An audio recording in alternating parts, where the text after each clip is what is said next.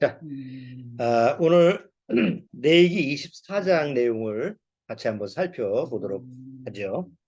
레위기 24장.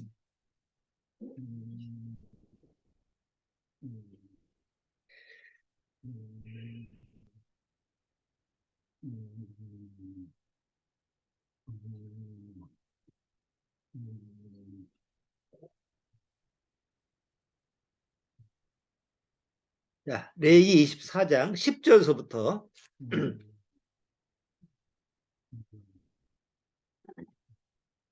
21절까지 레위기 24장 10절서부터 21절까지 우리 한번 같이 한번 읽어보겠습니다.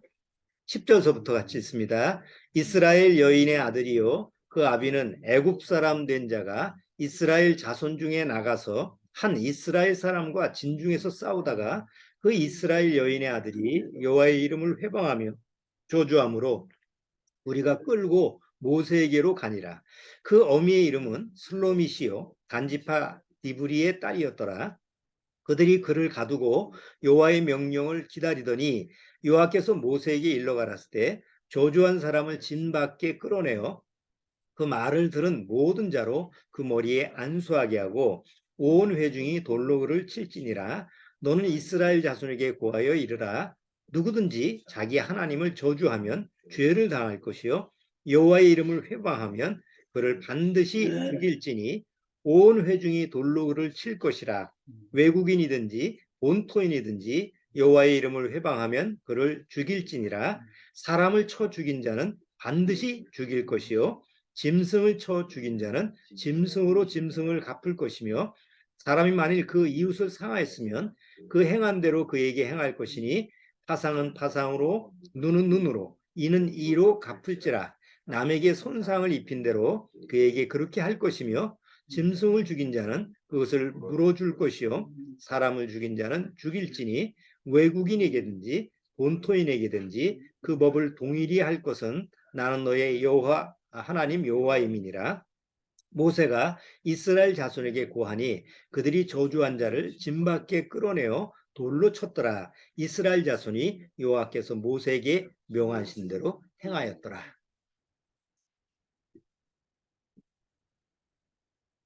자, 우리 잠깐 기도드리고 같이 말씀 살펴보도록 하겠습니다. 다 같이 기도하시겠습니다. 하나님 아버지 감사합니다. 오늘도 이렇게 귀한 시간 허락해 주셨습니다. 우리가 이렇게 대면하거나 비대면으로 같이 모여서 하나님 앞에 예배를 드리는 것은 이것은 하나님의 자녀로서 당연한 권리이며 또 의무인 줄 압니다. 내가 그냥 시간이 있으니까 한번 참석하는 것도 아니고 무슨 종교 행사로 그냥 모여지는 것도 아닙니다. 하나님은 신령과 진정으로 드리는 그런 예배자를 원하십니다.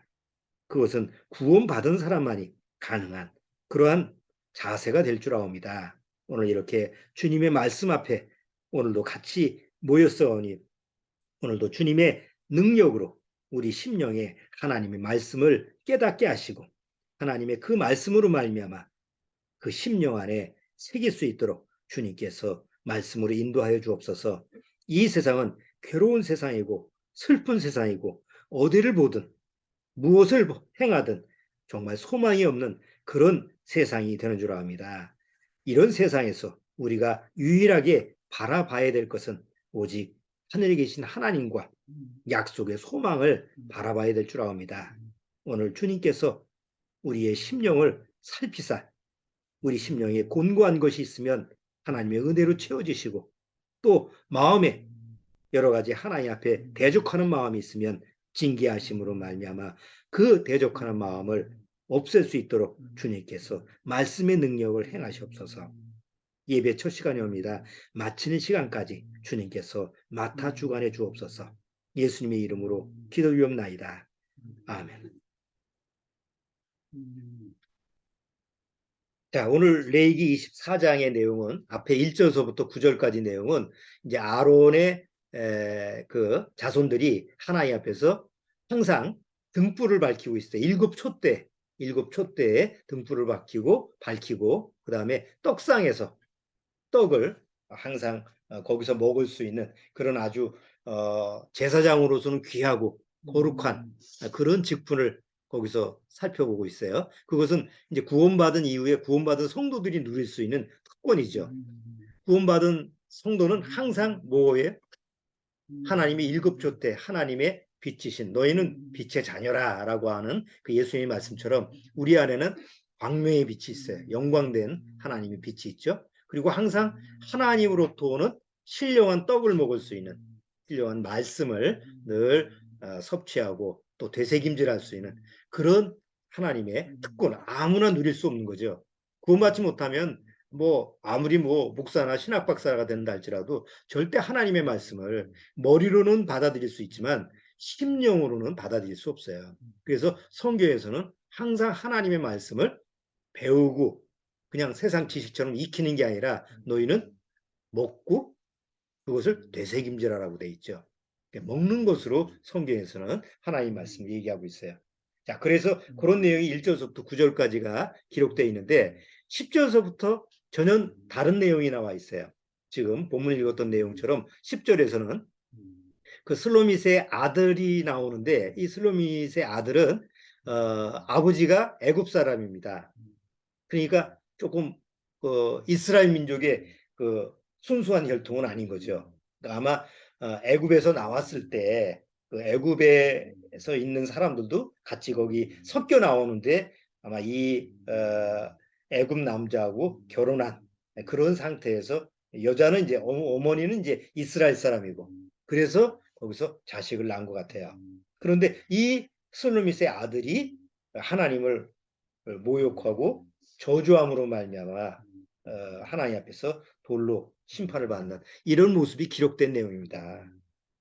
물론 이건 이스라엘 민족의 뭐 하나의 또 사건 아니냐 이렇게 보시지만 이거는 우리한테는 굉장한 교훈이 되는 그런 내용이기도 합니다. 그래서 오늘 슬루밋의 아들이라고 하는 그 부분이 왜 우리한테 어떤 교훈을 주느냐 이런 부분을 같이 한번 살펴보려고 합니다. 그 지금 요즘 경제적인 그런 그 용어 중에서 경제에 설명을 할 때 사용되는 하나의 비유적인 용어 중에서 방 안의 코끼리라고 하는 용어가 있어요. 여러분 우리가 지금 이 안에 있는 공간에 여러분 집에 코끼리 한 마리가 딱 들어가 있다고 상상해 보세요. 코끼리 한 마리가 딱 들어가 있어. 어떻게 되죠? 그걸 보는 내 마음이 어떻겠어요? 아, 동물원에 코끼리가 내 방 안에 있다니. 예? 인형이 아니고 실제 살아있는 코끼리가 우리 집 안에 딱 버티고 있다고 한다면 내 마음이 어떻겠어요? 답답하죠. 꼼짝달싹 못하잖아요. 코끼리가 뭐 작은 동물이 아니잖아요. 우리 집 안에서 코끼리 한 마리가 딱 버티고 있다고 한다면 옴짝달싹 못하는 그런 상황이잖아요. 그리고 그 코끼리가 먹고 싸고 하는 걸 같이 어떻게 할 거예요? 그건 대책이 없는 거 아니에요. 그걸 내쫓기 전에는. 그런데 내 방 안에 코끼리라고 하는 그 용어가 무슨 얘기냐면 누구나 이게 큰 문제다. 이게 굉장히 심각하고 큰 문제다. 이게 해결해야 될 문제다라는 걸 누구나 다 알고 있는데 너무 엄청난 일이라 뭐 해결할 방법이 없으니까 아무나 입을 열지 않는 거예요. 그 얘기를 꺼내지 않는 거예요. 그게 이제 하나의 요새 경제학적 용어인데 예를 들면 이런 겁니다. 요새 우리나라에서도 다른 나라에서도 프랑스에서 지금 문제가 심각한 문제인데 모두 다 심각하다고 생각하면서도 말을 하기를 꺼려요. 정치인들도 대통령도 그렇고 국회의원들도 그렇고 누가 선뜻 나서서 얘기를 못하는 문제가 있죠. 그게 뭐죠? 연금 문제죠. 그래서 프랑스에서는 연금 문제 그 마크롱 대통령이 그거 끄집어내서 개혁한다고 얘기하다가 이제 지금 뭐 계속 시민들이 반대를 하고 그 지금 뉴스에서 매일마다 나오는 그런 뉴스거리였죠. 만약에 우리나라에서 만약에 이런 부분에 대해서 누가 그냥 뭐 대통령이 이제 본격적으로 얘기 나왔다. 아니면 어떤 국회의원이 본격적으로 나왔다. 민주당에서 누가 뭐 얘기했다. 또 국민의힘에서 누가 얘기했다. 그러면 이제 그게 이제 뭐 또 큰 문제가 돼서 또 여러 가지 사회적인 문제가 될 거예요. 그런 걸 다 아니까 야 이거 터트리면 이거 심각한 문제가 된다라는 걸 알고 있으니까 아무 문제가 심각하다고 하면서도 얘기를 꺼내지 않는 거예요. 지금 우리나라의 현실적인 문제가 그런 문제예요. 뭐 여러 가지가 있죠. 또 뭐 아이들 안 낳는 문제, 뭐 여러 가지. 우리가 옛날 이솝 동화 얘기, 애들한테 동화 얘기 중에서 그 고양이 목에 방울 달아주기라는 그 이야기 다들 아실 거예요. 쥐들이 다 모여가지고 회의를 했어요. 야, 고양이 때문에 못 살겠다, 야. 아, 그냥 고양이 소리만 들으면 우리가 즐거우라고 언제 어디서 나타날지 모르는데 그 고양이 어떻게 했으면 처리하면 좋겠냐. 아이고, 좋은 방법 있다. 고양이 목에다가 방울을 하나 달아매면 고양이가 올 때마다 방울 소리가 날 거 아니냐. 그러면 얼른 도망치면 되지. 거기까지는 얘기가 나오는데 그 다음서부터 아무도 소리를 못 내요. 왜? 누가 그러면 고양이 목에다가 방울을 맬 거냐. 목숨 걸고 해야 되는 일이니까. 그러니까 그런 유사한 문제를 갖다가 얘기하는 그런 용어가 방 안에 코끼리라고 하는 부분이에요. 왜 제가 이 얘기를 하냐면 그 행복한 커플을 위한 두 가지 그 요소가 있대요. 부부도 마찬가지지. 커플이라는 건 부부니까. 두 부부가 아주 행복하게 되려면 이제 결혼을 앞둔 커플이라든가 또 이제 결혼을 해서 두 부부가 살아가려면 거기서 행복하게 되려면 딱 두 가지의 필수적인 요건이 있대요. 그게 뭘까요? 하나는 돈? 그 돈이 많으면 부부가 행복한가요? 절대 그렇지 않습니다. 맨날 드라마 보세요. 싸우는 두 부부들 중에서 잘 사는 부부들이 주로 드라마의 소재거리죠. 예? 그러니까 무슨 재물이 많아가지고 행복한 건 아니에요. 그러면 뭐 건강해서? 그것도 아니에요. 자, 커플이 행복해지려면 필수적으로 두 가지 필요한 게 뭐냐면 아까 얘기했던 한 가지가 방 안의 코끼리를 없애야 되는 거래요. 또 하나는 각자 자기 자신의 실체를 정확히 알면 돼요. 이게 무슨 얘기냐면 대개 두 사람이 커플이 만나잖아요. 커플이 만나면 조금 처음 만나가지고 이제 자꾸 만나다 보면 상대방이 뭐가 발견이 되죠? 내가 못 보던 허점이 나와요. 처음 만났을 때는 그걸 못 느꼈는데 자꾸 만나다 보니까 아이고 저런 모습이 있었네. 내가 저거 보기가 싫은데. 근데 만약에 그거를 끄집어내서 얘기를 하면 어떻게 될 것 같아요? 상대방이 나를 싫어하고 헤어질 것 같아. 야, 이거 이렇게 만약에 상대방의 문제점을 얘기하면 이거 뭐 결혼하기도 전에 파토가 나겠다. 이런 문제가 있잖아요. 그러니까 서로 상대적으로 얘기를 해요, 안 해요? 서로 상대적으로 얘기를 안 하는 거예요. 그냥 좋은 것만, 긍정적인 것만, 그냥 문제가 안 되는 것만 서로 얘기하다가 막상 그걸 무시하고 나중에 결혼해서 같이 살면 언젠가는 그런 문제가 터져서 그 다음에 끝장나든지 파토가 난다. 그러니까 애초에 처음서부터 각자 자기 안에 있는 그 방 안에 있는 코끼리를 솔직하게 얘기를 해서 그런 부분에 대해서 처리하는 게 낫다. 또 하나는 상대방의 허점을 모르는 게 아니라 내가 내 허점, 내가 내 단점을 몰라요. 그렇잖아요. 우리가 우리 자신을 잘 모르잖아요. 근데 어느 날 살다 보니까 내 자신의 문제점이 딱 발견됐어. 그게 더 심각할 수 있다는 거죠. 그래서 그런 문제가 초반에 처음서부터 자기 실체를 제대로 알면 오히려 나중에 부딪힐 그런 갈등적인 요소 그런 부분을 최소화시켜서 행복한 그런 커플이 된다라고 하는 그런 요소를 이제 많이 뭐 강사들이 나와서 얘기를 하더라고요. 제가 왜 이걸 인용을 하냐면 하나님과 우리와의 관계가 어떤 관계죠? 보통 우리가 성경을 통해서 하나님과 나와의 관계를 얘기할 때 어떤 관계로 맺어지는 거예요? 사랑의 관계로 맺어지는 거죠. 그러니까 성경에서는 하나님이 아버지라고 부르기도 하지만 성경에서는 이스라엘 민족부라고 그래. 나는 너의 남편이다. 남편과 아내의 관계를 빗대어서 이렇게 인용하는 성경 구절이 많아요. 뭐 특히 호세아서 뭐 이런 게 뭐 이런 거를 봤을 때는 부부 관계를 예를 들어서 하나님과 우리와의 관계. 왜 너는 나를 버리고 간음을 하느냐? 이스라엘 줄 보고 간음하는 이스라엘 백성들한테 간음하는 여자들이 뭐 이런 식으로 인용하는 것이 많죠. 그러니까 하나님과 나하고 우리와의 관계는 사랑의 관계라고 하는 부분. 하나님과 나하고 사랑의 관계의 그런 부분을 성경에서 많이 인용을 해요. 그게 가장 중요한 부분이니까. 자, 근데 그럼 하나님과 나하고 사랑의 관계에서 필수적인 요건이 뭘까요? 필수적인 요건. 아까 행복한 커플을 위해서 필수적인 조건이 두 가지라고 그랬죠. 하나는 방 안의 코끼리를 없애는 거고 또 하나는 자기 실체를 정확하게 아는 거라고 그랬어요. 자, 그것을 한번 조금 도입시켜 보죠. 하나님과 우리와의 관계 속에서 과연 내가 누구나 다 알고 있는데 무시하고 사는 게 뭐죠? 그 방 안의 코끼리 같은 게 뭐죠? 믿든 안 믿든 모든 사람이 다 알아. 공통적으로 모르는 게 아니에요. 누구나 다, 이거 참 심각한 문제다.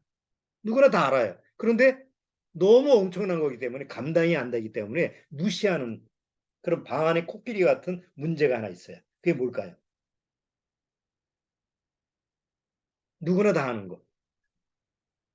그런데 누구나 무시하고 사는 거. 뭘까요?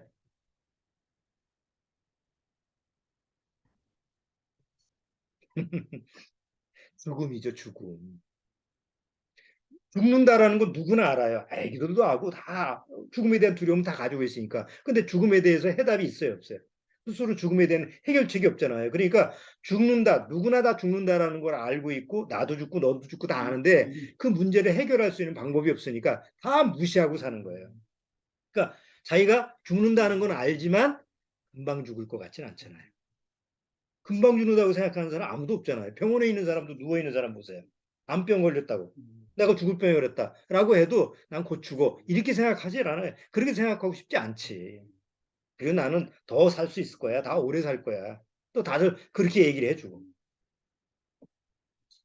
근데 실질적으로 봤을 때는 그거는 내 안에 닥쳐 있는 그냥 내 안에 방 안에 코끼리처럼 가득 차 있는 죽음의 문제를 무시하고 그냥 도외시하는 거지. 그 문제를 해결하려고 하는 그런 생각이 있는 게 아니라는 거지. 자, 또 하나의 문제는 뭐죠?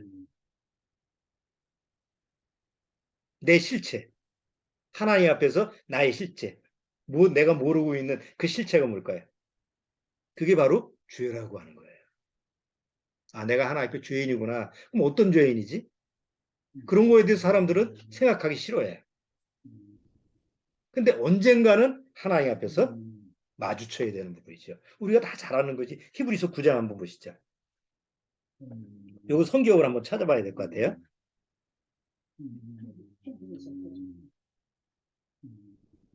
우리가 다 잘 아시는 내용이에요.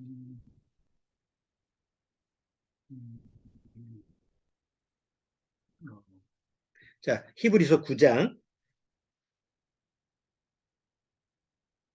27절.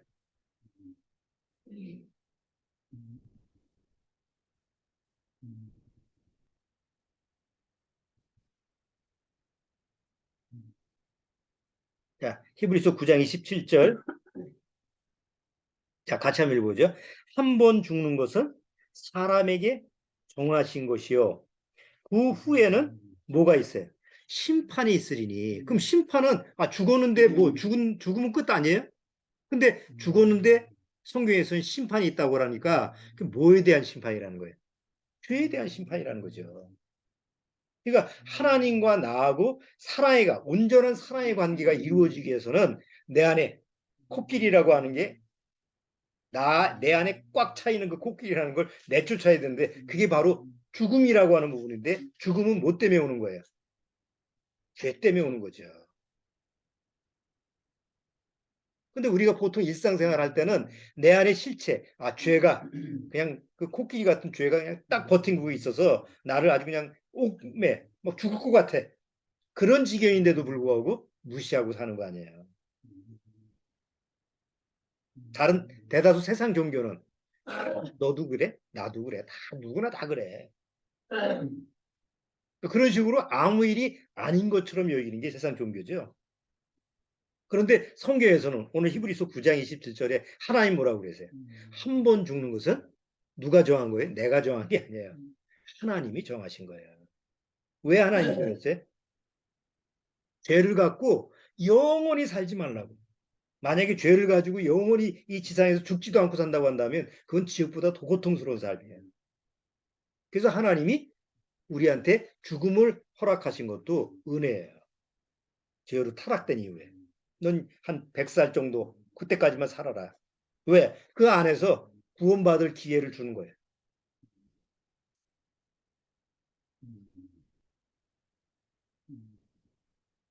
자, 이제 문제는 사람들이 자기 안에 자기의 실체, 정말 그 죄라고 하는 그 코끼리 같은 그런 것이 딱 버틴고 있어서 날 죽으로 몰고 가고 있다는 사실을 무시하고 살아가는데, 실제로 무시하고 살아가고 있는데, 자기 안에서 그런 죄가 아주 근본적으로 자리 잡고 있다라고 하는 것을 모르고 살아가는 거예요. 그 얘가 오늘 슬로밋의 아들이다. 슬로밋의 아들은 모형적으로 보면 육의 모형이에요. 순수하게 하나님의 자녀는 누구만 하나님의 자녀가 될 수 있죠? 순수하게. 이스라엘 남자와 이스라엘 여자가 결혼을 해서 이스라엘 진짜 순수한 이스라엘 혈통을 가지고 태어나야지 하나님이 택한 백성이죠. 그런데 여기 이 슬로미스라는 여인은 애굽 남자하고 결혼을 했어요. 물론 하나님이 허락하신 건 사실이에요. 그런데 모형적으로 봤을 때는 이 슬로밋이 난 아들은 사실은 육의 아들이라 해요. 원래서부터 약속된 자신이 아니에요. 자식이 아니죠. 그건 육의 모습의 아들이에요. 그런데 이 육의 모습의 아들이 어디 안에 섞여서 살아요? 자기는 뭐라고 생각했을까요? 너는 어디 나라 사람이야? 나는 애굽 사람이라고 하지 않았을 거예요. 아버지가 비록 애굽 사람이었어도 이미 지금은 어디예요? 이스라엘 민족이죠. 어머니가 이스라엘 사람이고 그리고 이스라엘 백성이고 지도자가 모세고 지금 이스라엘의 풍습을 쫓고 이스라엘의 규례를 쫓고 하나님 말씀을 통해서 듣고 그러니까 이 슬로미스의 아들은 철저하게 난 이스라엘 사람이라고 생각했던 거예요. 그런데 오늘 레기 24장에 이 우연치 않게 다른 이스라엘 사람하고 다툼이 생겼어요. 무슨 다툼이었는지 성경은 안 나와요. 근데 한번 여러분 생각을 해보세요. 조금 성경을 읽다 보면 어떤 부분에 대해서는 조금 상상력을 좀 필요로 해요. 뭐 때문에 싸웠을까? 뭐 여러 가지 이유가 있었겠죠. 그런데 중요한 거는 무엇 때문에 싸우느냐라는 건 모르겠지만 이 슬루밋의 아들이 갑자기 하나님의 이름을 거론하면서 회방하고 하나님의 이름을 모욕을 해, 저주를 했어요. 여러분, 우리가 요새 이제 차 몰고 다니잖아요, 보통. 이렇게 차 몰고 가는데 누가 앞질을 딱 했어요. 에? 그 화가 열받잖아요. 막 쫓아가가지고 차 세워놓고 이 운전을 이따위로 해. 너 내려봐. 그러고서부터 하나님 어쩌고 저쩌고 이런 사람이 있어요? 갑자기 하나님의 이름을 갖다 댈 수는 없죠. 지나가다가 길이 지나가는데 딱 부딪혔어. 야, 하나님이 왜 이래? 막 하면서 하나님 욕하는 그건 정신병자지. 그러니까 이 사람이 갑자기 하나님의 이름을 무작정 저주할 수는 없다는 거죠. 그러면 왜 하나님의 이름을 모독하고 저주를 했을까? 그 앞에 무슨 일이 있었을까라는 것을 한번 정황을 한번 우리가 상상적으로 생각해 보면 지금 레위기를 쭉 보다 보면 뭐에 대한 얘기가 계속 반복되죠? 하나님의 말씀을 어떻게 지키느냐, 하나님의 규례가 뭐냐라고 하는 부분이 우리가 반복해서 얘기했죠. 그러면 아마 이 사람이 그 이스라엘 사람하고 같이 이렇게 어떤 부분에 대해서 이렇게 이제 싸움이 나왔는데 아마 상대방이 혹 이러지는 않았나 생각이 들어요. 야, 우리 하나님 믿는 사람인데 이러면 안 되지. 너 이러면 되겠어? 예를 들어서 우리가 외국에 나갔어요. 외국에 나가는데 한국 사람을 만나는데 똑같은 외국에 나갔는데 한국 사람을 만났는데 그 한국 사람이 길거리에서 침을 뱉고 온갖 나쁜 짓을 해. 어? 아주 추접한 짓을 해. 옷을 벗고. 그러면 내가 한국 사람이라고 하면 그 사람을 제지해야 돼, 안 해야 돼? 제지를 해야 되지. 야, 우리나라 망신시키냐, 너? 그런 유형처럼 뭔가 일이 벌어졌는데 그 상대방이 야, 우리가 하나님 믿는 사람으로서 이러면 안 되지. 이렇게 얘기했는데 그 사람이 그 얘기를 듣고 버렁보라는 거예요. 하나님 같은 게 어딨어? 뭐 나오라. 만약에 이런 식으로 표출을 했다고 한다면 가능한 얘기라는 거죠.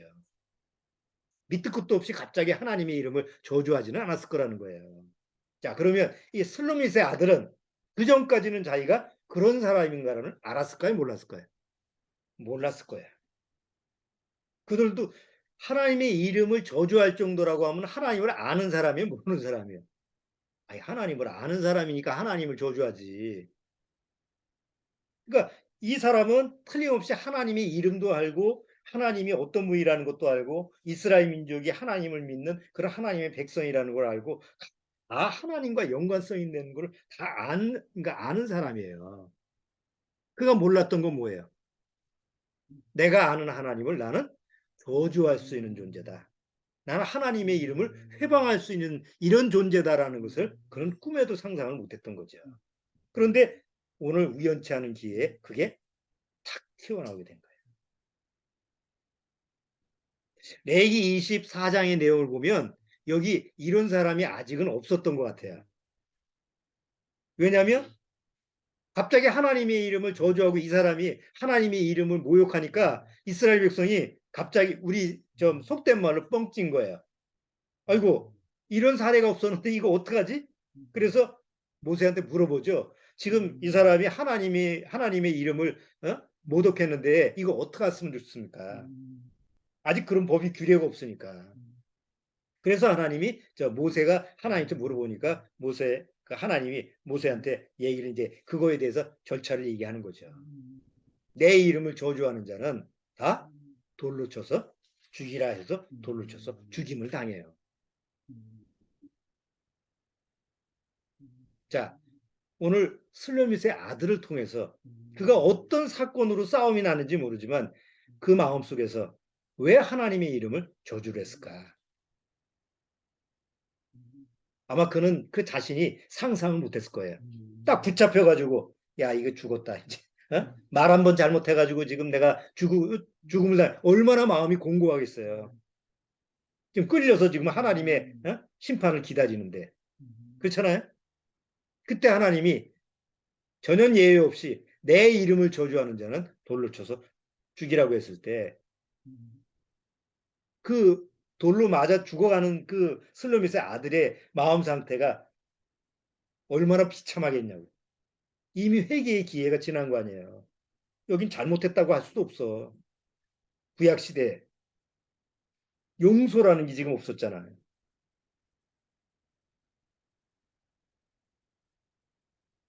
이게 인간적으로 이 내용을 보면 구원받지 못한 사람을 보면 이런 의문점을 가지고 있어요. 하나님은 사람을 죽이지 말라고 하고 사람을 죽이는 자는 반드시 생명으로 갚으라고 하고 사람을 생명을 해치지 말라고 하면서도 왜 하나님은 사람을 죽이지? 그런 마음이 들 수 있어요.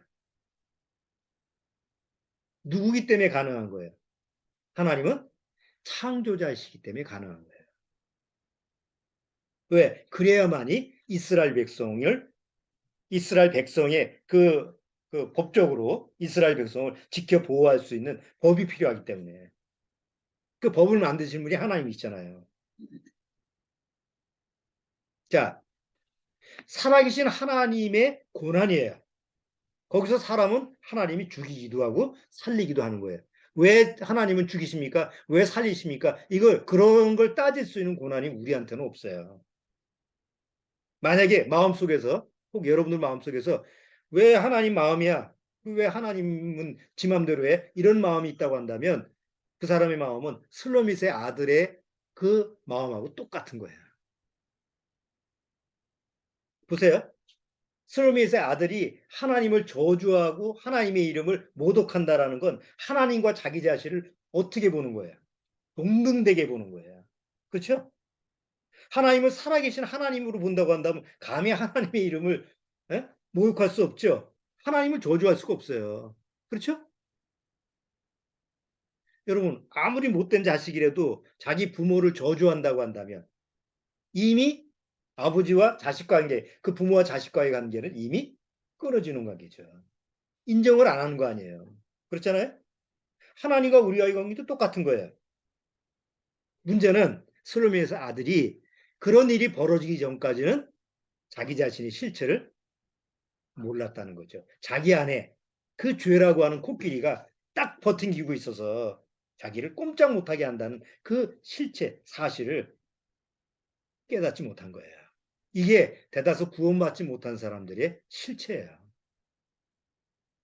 그래서 우리가 이제 상담을 시작하면 처음부터 하는 문제가 뭐냐면 하나님이 뭐 살아계시다 이런 부분 성경도 모르고 하나님도 모르고 이런 사람들한테는 처음에는 성경이 사실이다.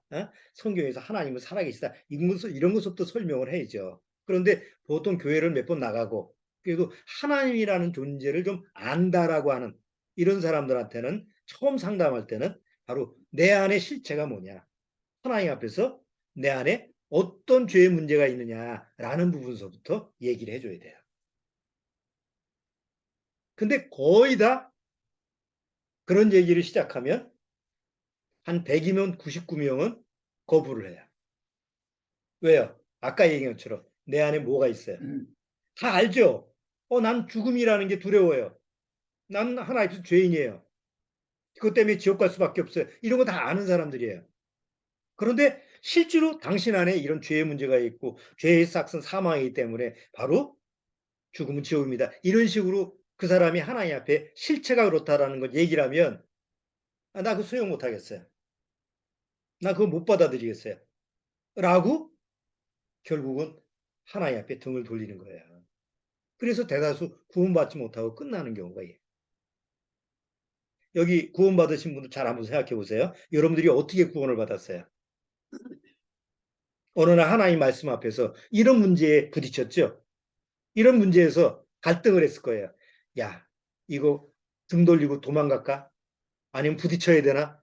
정말 머리 아프게 갈등을 해. 갈등이 없다고 한다면 그거는 하나님 앞에서 하나님 말씀에 한 번도 오지 않았던 사람이에요. 갈등이 없을 수가 없어요. 왜? 꼭 이게 넘어가야 될 문제, 해결돼야 될 문제니까. 그래서 에휴, 다 그냥 그렇게 대충 살아가는데 뭐 골치 아프게 그런 문제를 풀어? 이럴 수도 있는데 정말 구원받은 사람은 만에 하나라도 마음속에서 생각하는 거예요. 아이고, 내가 이러다가 지옥 가면 어떡하지? 결국 이러다가 하나님의 심판을 받으면 어떡하지? 그러면서 모르겠다. 일단 문제는 해결해야 되겠다. 하고 오히려 하나님 말씀 앞에서 솔직하게 나오는 거죠. 그리고 이제 점점 하나님 말씀을 통해서 내 실체를 깨닫 보니까 난 정말 하나님께 영적으로 죽어 있는 사람이고 지옥 갈 사람이고 하나님이 나를 살려주지 않으면 정말 무가치한 사람이구나 라는 걸 깨닫게 되고 그리고 이제 예수님을 영접해서 구원받는 거 아니에요? 이래서 구원받은 거 아니에요? 그러니까 구원받은 사람은 내 안에 뭐가 없어진 거예요? 내 안에 딱 자리 잡고 있던 뭐가 없어진 거예요? 코끼리가 없어진 거예요. 그래서 자유를 누리는 거예요. 근데 구원받지 못한 사람은 외형적으로 집 겉이 보면 아주 깨끗하고 아주 그냥 최신식이고 뭐 겉으로 보면 정말 으리으리한 집인데도 그 안에 딱 들어보면 내가 꼼짝달싹 못하는 코끼리가 딱 버티고 있어. 그런 집에 사는 사람들이 구원받지 못한 사람들이에요. 매일마다 그 안에서 저걸 어떻게 내쫓지? 그 생각만 하고 아무것도 못하는.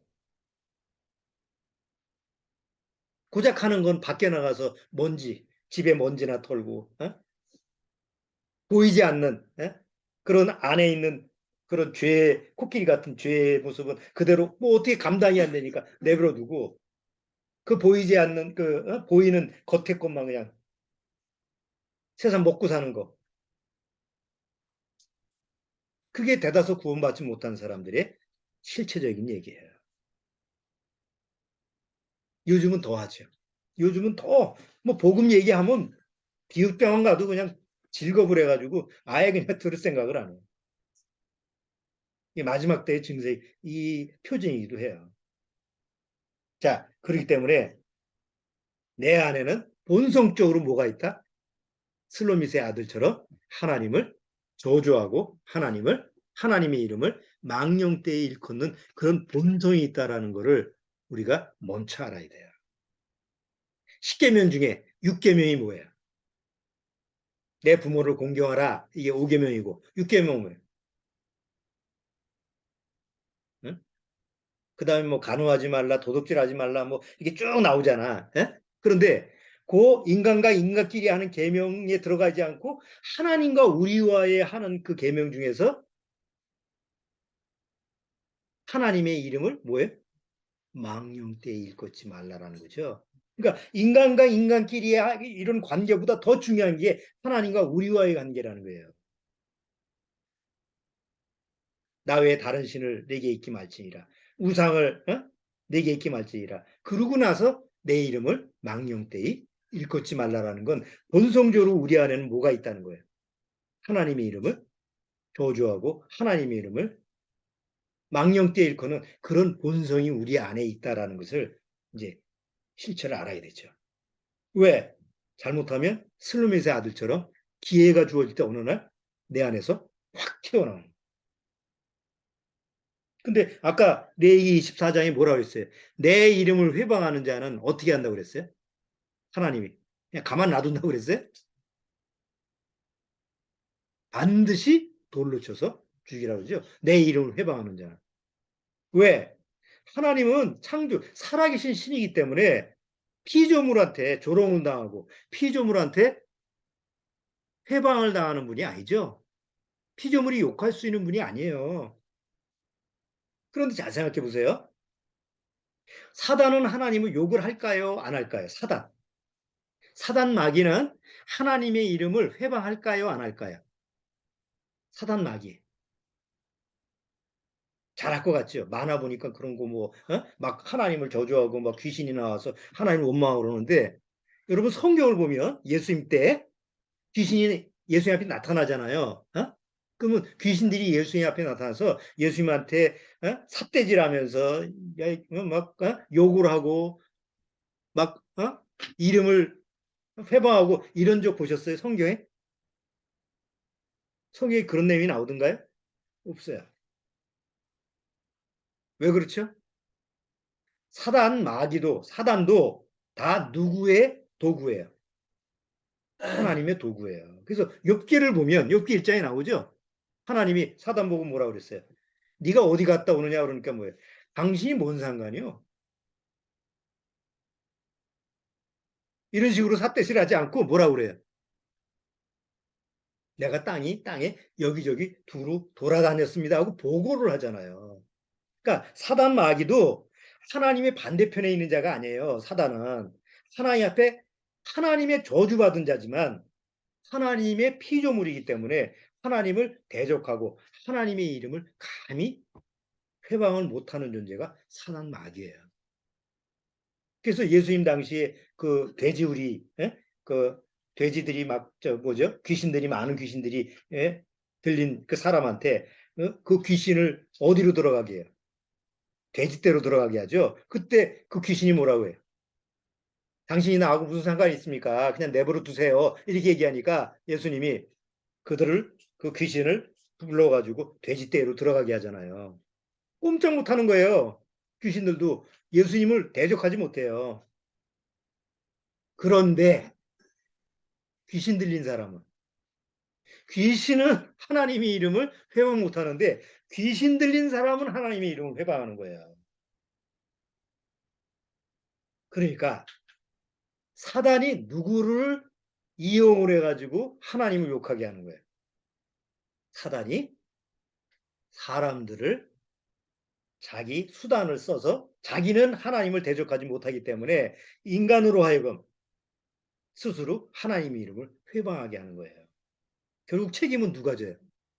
이거 어리석은 인간들이 지는 거지. 하나님 나는 그런 적 없어요. 저것들이 그런 거지. 그게 사단의 술책이에요. 거기에 다 놀아나는 거예요. 그러니까 구원받지 못하면, 정말 구원받지 못하면 자기가 스스로 구원받았다고 착각을 했는데 오늘 보니까 구원이 아니야. 그런 사람들이, 그런 무수한 많은 사람들이 하나님의 심판대 앞에 가는 거예요. 그래서 하나님의 심판대 앞에서 너는 나하고 상관이 없다고 그러니까 그때서부터 뭐예요? 막 하나님을 대적하고 왜 어쩌고 저쩌고 저쩌고. 그래서 예수님 뭐라고 해요? 그들 보고 너는 사단 마귀들과 함께 영영한 불에 들어가라. 내쫓아버리죠? 얼마나 억울한 일이에요. 얼마나 비참한 일이에요. 이런 비참하고 억울하고 만약 그 심판이 나한테 다가온다고 한다면 아무 해답이 없는데 그럼에도 불구하고 대다수 사람들은 구원받지 못한 사람들은 여전히 무엇에만 초점을 맞추고 살아요. 자기 안에 들어가 있는 코끼리만 바라보고 저거 어떻게 하면 처리하지. 그게 입시 문제일 수도 있고 경제적인 문제일 수도 있고 그게 자기 병이 자기 뭐 여러 가지 환경 자식 문제 뭐 남편 문제 아내 문제 뭐 복잡다단한 그런 세상 문제일 거지만 그것만 가지고 하나님 앞에서 해결해 달라고. 그렇지만 그 마음의 본성 안에는 항상 뭐가 있다? 내가 원하는 거 안 해주면 여참은 하나님을 대적하고 하나님 이름을 해방하려고 하는 사단이 넣어준 그 본성을 가지고 있다는 거예요. 그런 실체를 어느 날 하나님 앞에서 다 깨닫고 들춰내야만이 진짜 구원을 받을 수 있는 거예요. 왜? 구원받은 사람은 그러진 않거든요. 정말 구원받은 사람은 그럴 수가 없어요. 왜? 성품이 바뀌었기 때문에. 육의 성품이 아니고 정말 예수 그리스도의 성령으로 거듭났기 때문에 하나님의 자녀가 됐기 때문에 하나님의 자녀가 됐는데 자기를 생명으로 당신의 자녀로 삼아준 하나님의 이름을 어떻게 회방을 해요? 어떻게 하나님을 저주를 하겠어요? 그럴 수가 없어요.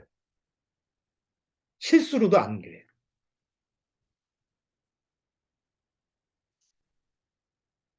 다윗이 아무리 험악한 상황이 돼도 하나님 이름을 저주했나요? 비록 원망할 수 있었을지 모르지만 하나님을 저주하지 않아요. 왜? 성품이 하나님을 저주할 수 있는 그런 성품이 아니에요.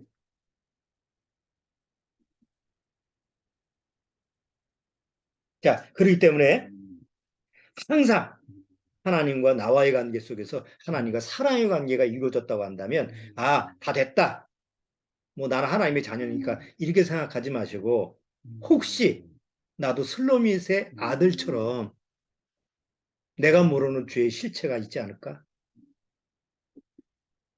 이걸 점검을 해야 돼요. 그래서 사도 바울은 고린도 사람들한테 문제가 많은 고린도 사람들한테 부탁을 하죠. 너희가 너희 안에 믿음이 있는가? 너희 자신을 시험하고 확증하라. 너희 안에 예수께서 계시지 않으면 너희는 버리운 자다.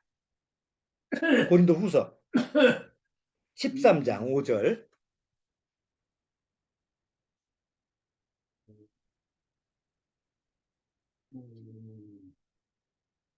자, 고린도 후서 13장 5절.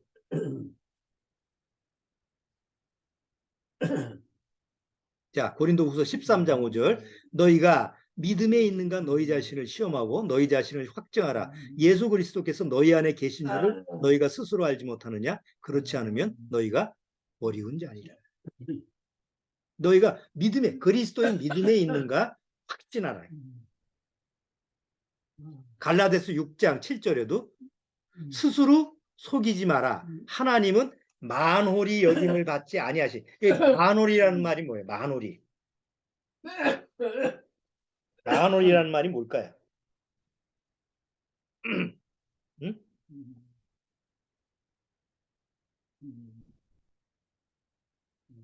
만월이라는 말이 뭘까요?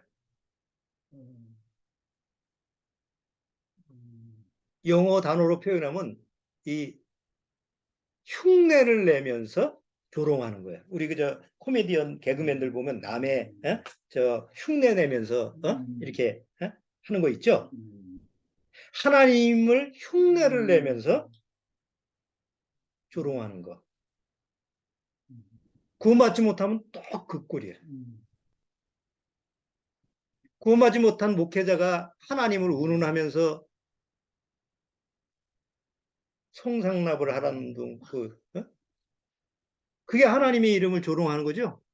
근데 그런 극단적인 사람뿐만 아니고 아무리 정상적으로 그냥 다른 사람한테 순수하게 성경만을 가르친다고 해도 그 목회자가 구원을 받지 못한다고 한다면 결국은 하나님을 흉내내면서 하나님의 이름을 해방하는 거하고 똑같은 거예요. 그러니까 구원을 받은 거하고 구원을 받지 못한 거하고는 너무 엄청난 하늘과 땅 차이예요. 이게 뭐 비단 목회자만 점검해야 되는 부분이 아니죠. 구원받은 사람이라고 한다면 늘 하나님의 말씀을 통해서 내가 하나님께 정말 구원받은 사람인지 하나님과 사랑의 관계가 정말 이루어지는 사람인지 늘 말씀을 통해서 점검하고 또 점검하고 이 마지막 때 정말 필요한 부분입니다. 내가 늘 여러분들한테 부탁드리고 싶은 게 그냥 구원받았다는 그 하나만 가지고 안주하고 난 됐다 이것처럼 위험한 생각은 없어요. 오늘 주님이 오실 때 주님이 나팔 소리가 들릴 때 그 나팔 소리가 들려야 될 거 아니에요. 근데 안 들려. 난 들릴 줄 알고 있었는데 나는 안 들려. 그게 남은 자가 돼. 그 사람은 결국 뭐예요? 오늘 슬로밋의 아들처럼 본성적으로 아직도 내 안에 뭐가 있었던 거예요? 하나님의 이름을 회방하는 본성적인 사단이 넣어준 그런 유괴 성품이 처리가 안 됐다는 거예요. 오늘 레기 23장 내용을 통해서 슬로밋의 아들을 통해서 우리가 교훈을 받아야 될 것은 항상 자기 자신을 안주하게 그냥 내가 믿는 것이 다다라고 생각하지 말고 항상 자기를 점검하자. 그래서 제가 글을 외국 목사님들의 글을 여러분들한테 읽으라고 하는 것도 그런 방식으로도 항상 다른 구원받은 목회자가 글을 썼을 때 그걸 공감할 수 있고 그런 부분을 통해서 나도 같은 영이기 때문에 같은 생각을 하는구나 라는 그런 부분에 대해서 여러분들한테 경험을 시키는 거니까 꼭 그런 부분도 참조를 해서 꼭 읽어보시기 바랍니다. 자, 오늘 레위기 24장 내용을 꼭 집에서 다시 한번 읽어보시고 오늘 말씀 들은 것을 한번 되새김질 한번 해보시기 바랍니다. 자, 기도하고 마치도록 하겠습니다. 하나님 아버지 감사합니다. 정말 우리는 하나님을 아버지라고 부르면서 대다수 많은 사람들이 하나님의 자녀로 살아가는 것은 또 꺼리끼는 그런 모습을 우리는 살펴볼 수 있습니다. 내가 하나님을 아버지라고 늘 부르고 하나님 아버지라고 모신다고 한다면 당연히 나는 하나님의 자녀로 살아가는 것이 하나님의 백성으로서 하나님의 자녀로서 권리이고 의무인 줄 압니다. 항상 말씀을 사랑하고 그 말씀을 항상 귀히 여기는 그런 마음 자세로 내 환경이 어쨌든 내 몸 상태가 어쨌든 중요한 것은 하나님과 나와의 사랑의 관계가 오늘도 튼튼하다면 그것이 하나님 앞에서 가장 큰 재산이고 가장 큰 하나님이 주시는 그 유업이라는 것을 잊지 말고 살아가도록 주님께서 축복해 주옵소서. 예수님의 이름으로 축원합나이다. 아멘. 자, 마치겠습니다.